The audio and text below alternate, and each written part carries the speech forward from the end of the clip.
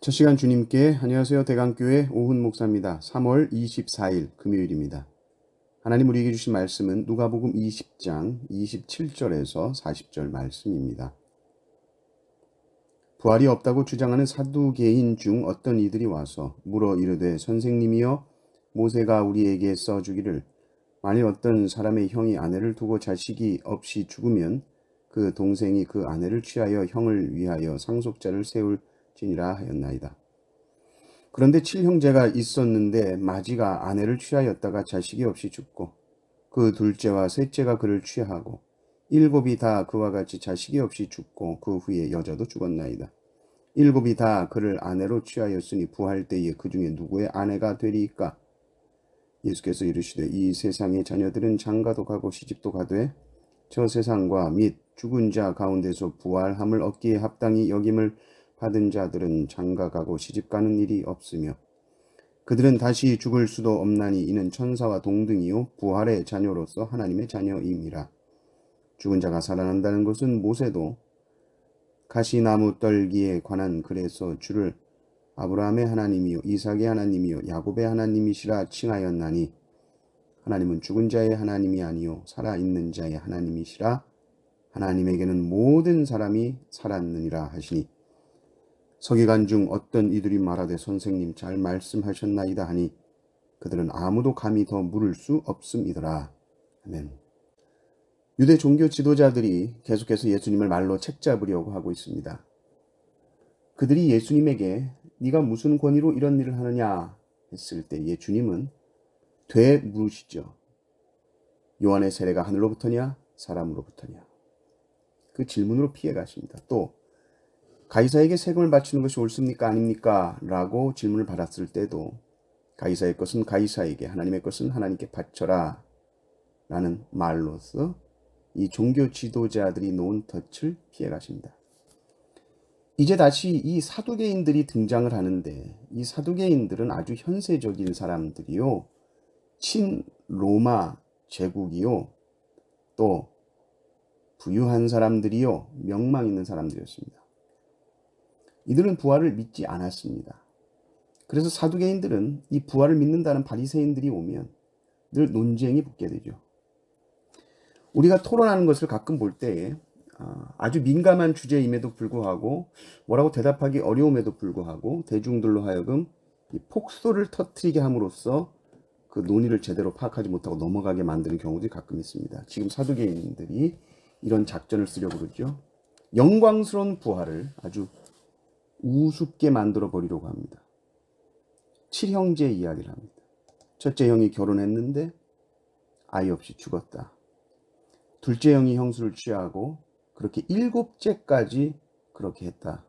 그러면 부활하게 되면 이 여인은 누구의 아내가 되는가? 라는 질문이죠.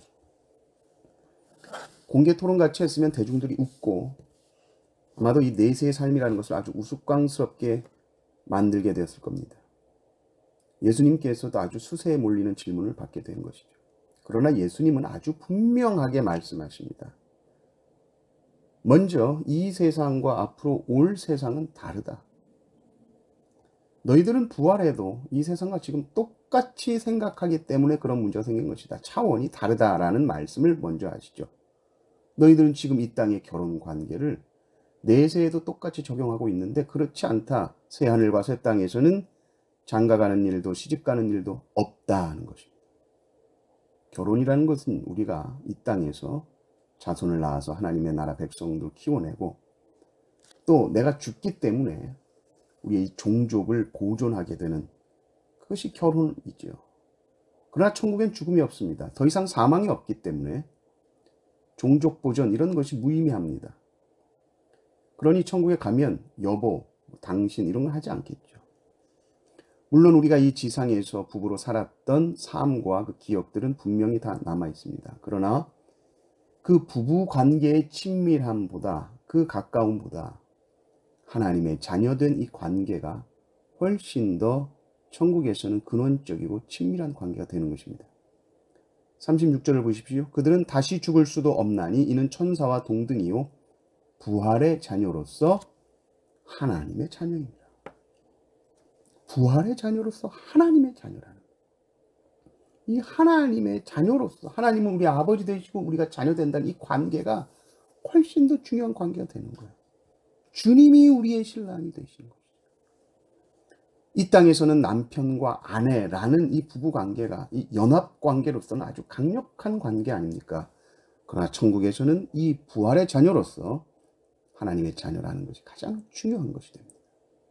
그리고 이 부활이라는 것에 대해서 더 확실하게 말씀을 하시는데 하나님은 죽은 자의 하나님이 아니라 산 자의 하나님이시다. 하나님의 백성에게 부활이 없고 그냥 죽음으로 끝난다면 하나님은 죽은 자의 하나님이 되시는 거죠. 그러나 하나님은 산 자의 하나님이다. 그럼 그 증거가 뭔가 했을 때에 하나님을 아브라함의 하나님이요 이삭의 하나님이요 야곱의 하나님이시다라고 했다는 겁니다. 이게 어떻게 증거가 될까? 이것이 무엇은 말이냐면 하나님은 지금 아브라함의 하나님이라는 것이죠. 시제가 현재 시제라는 겁니다. 아브라함의 하나님이었고 과거에 옛날에 이삭의 하나님이었고 옛날에 야곱의 하나님이었다. 이 말이 아니라 지금 하나님은 아브라함의 하나님이시다. 하나님은 당연히 살아계시고 지금 아브라함도 살아있다는 거예요. 아브라함의 하나님이라는 거예요. 지금 살아있는 이삭의 하나님이라는 거예요. 지금 살아있는 야곱의 하나님이라는 거예요. 우리는 아브라함의 하나님, 이삭의 하나님, 야곱의 하나님 할 때 이것은 언약의 하나님을 말한다라고 우리가 말하는데 이 말씀을 가지고 와서 부활을 논증하십니다. 그러면서 하나님에게 있어서 모든 당신의 백성들은 다 살아있다는 거예요. 죽음이라는 것은 이 땅에서 사랑하는 이들과 우리를 분리시킬 수 있지만 하나님과 당신의 백성들은 결코 끊을 수 없고 하나님과 성도는 그 관계가 영원토록 지속된다. 끊어지지 않는다.